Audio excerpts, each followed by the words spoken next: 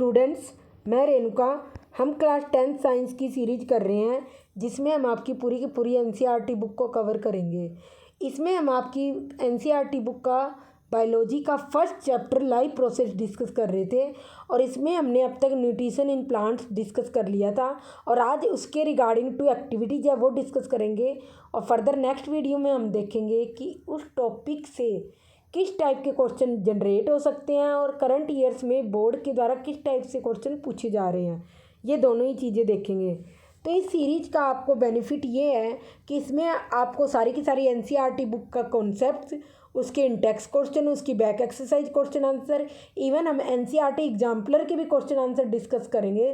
तो आपको कुछ भी सर्च करने के लिए कहीं और जाने की नीड नहीं है, सारा का सारा, ना कोई अदर रेफरेंस मटेरियल की नीड है। सब कुछ कॉन्सेप्ट, पीवाईक्यू क्वेश्चन सब कुछ आपको इसी सीरीज में अवेलेबल होंगे, इवन नोट्स के साथ। तो पहले आप वीडियो से नोट्स समझना, देन उनका स्क्रीनशॉट लेके अपने नोट्स बनाने स्टार्ट करना।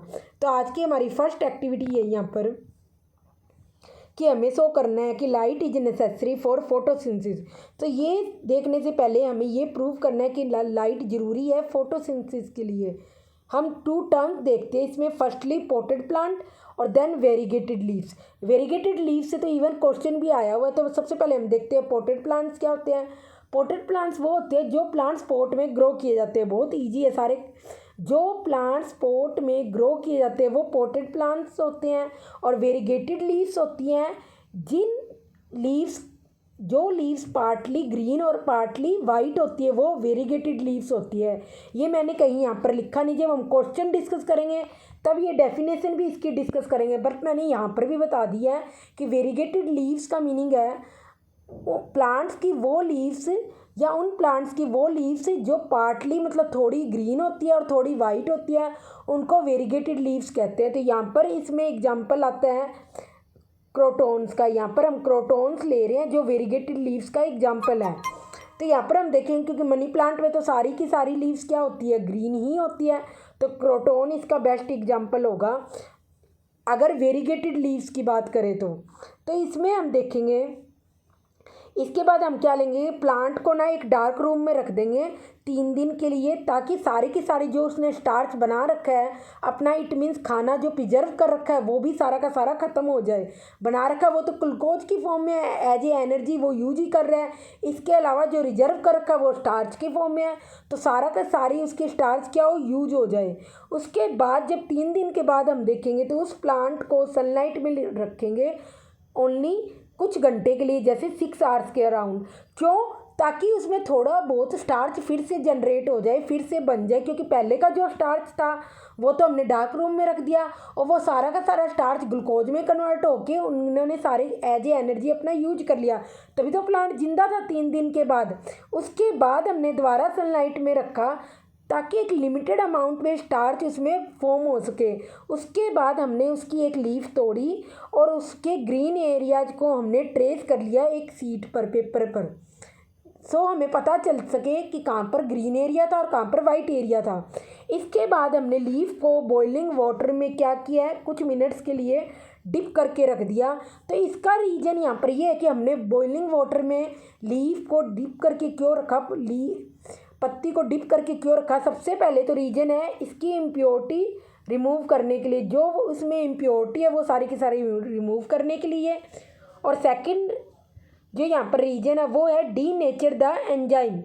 डीनेचर द एंजाइम्स का मतलब है कि उसमें जो भी एंजाइम्स का नेचर है उसको हटाने के लिए। मेनली इसका रीज़न ये होता है कि सेल्स की जो सेल मेम्ब्रेन होती है ना उसको ब्रेक डाउन करने के लिए होता है, सो स्टार्च के साथ आयोडीन सोल्यूशन इजीली रिएक्शन कर सके।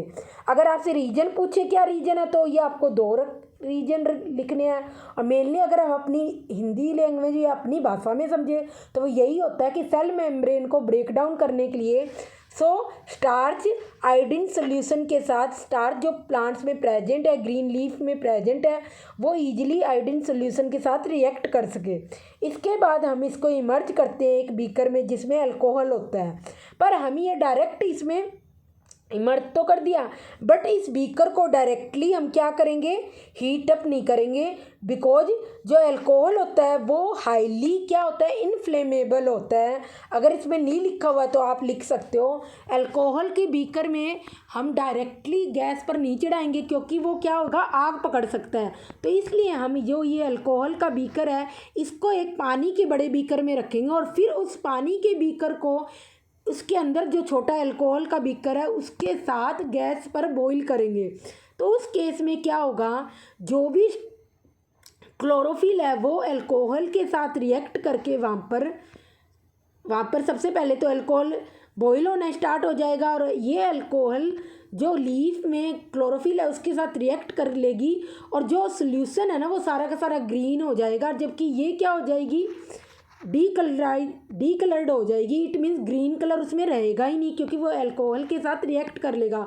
और ऐसा इसलिए किया गया है, ये रीजन में बता रही हूँ, पूछेगा कोई नहीं, ऐसा इसलिए किया गया है ताकि हम जब आयोडीन सोल्यूशन को स्टार्च के साथ रिएक्शन करवा के उसका कलर ऑब्जर्व करें तो इसमें अगर ग्रीन कलर ही प्रेजेंट होगा तो हमें ज़्यादा डिफ्रेंशिएट नहीं कर पाएंगे कि ब्लू कलर है कि कौन सा है। बट अगर जो मेन जो लीफ का कलर है वो हमने उड़ा ही दिया तो उसके बाद क्या, जब जो कलर स्टार्च आयोडीन सोल्यूशन के साथ कलर करेगी वो ब्लू ब्लैक ही होगा, वो हमें क्लियरली ऑब्जर्व होगा। तो कोई इंटरफेरेंस ना हो ब्लू ब्लैक कलर के साथ, इसलिए हमने यहाँ पर क्या किया, इसको डी कलर किया, उसका ग्रीन कलर उड़ाया है लीफ का। इसके बाद हम जो लीफ है उसको डिप करेंगे आयोडीन सोल्यूशन में, डाइल्यूट आयोडीन सोल्यूशन है, इसका मीनिंग होगा, डाइल्यूट का मीनिंग है आयोडीन सोल्यूशन के। इट मीन्स आपको यहाँ पर पानी ज़्यादा डालना है और उसमें आयोडीन कम अमाउंट में है। अगर आपको केमिस्ट्री में पढ़ा और याद हो, डाइल्यूट का मीनिंग ये होता है कोई भी केमिकल का, वो केमिकल वाटर, उस केमिकल में वाटर की अमाउंट ज़्यादा प्रेजेंट है जबकि उस केमिकल की अमाउंट कम है, तो वो डाइल्यूट सोल्यूशन होता है और कुछ मिनट्स के लिए। और कुछ देर बाद जब हम लीफ को धो देंगे तो हम यहाँ पर देखेंगे कि लीफ का कलर क्या हो जाता है, यहाँ पर ब्लू ब्लैक हो जाता है क्योंकि ग्रीन कलर तो हमने पहले ही उड़ा दिया अल्कोहल के साथ रिएक्ट करवा के। क्या जो कलर, जो इसमें स्टार्च ही ओनली प्रेजेंट थी, तो स्टार्च इसके साथ आयोडीन सोल्यूशन के साथ आयोडीन सोल्यूशन के साथ रिएक्ट करके ब्लू ब्लैक कलर बनाती है। और ब्लू ब्लैक कलर का मतलब है नेवी ब्लू जो कलर होता है ना, वो दिखने में कभी तो ऐसे लगता है ब्लैक है क्योंकि बहुत ज़्यादा डार्क कलर होता है वो ब्लू कलर। अगर नेवी ब्लू कलर आपको पता हो तो वो ऐसे लगता है ब्लैक के लाइक शेड देता है, इसलिए इसको ब्लू ब्लैक कलर कहते हैं, बहुत ज़्यादा डार्क होता है ब्लू कलर में। तो ये कुल मिला के ये सारा जो एक्सपेरिमेंट है, इवन बहुत से एग्जाम में पूछा हुआ है। जब हम नेक्स्ट वीडियो में इसके रिगार्डिंग जब क्वेश्चन डिस्कस करेंगे जो प्रीवियस ईयर्स में पूछे हैं, तब आपको पता चलेगा हाँ कि ये भी एक क्वेश्चन आया हुआ है। तो आई होप आपको ये सारी की सारी एक्टिविटी समझ आई होनी।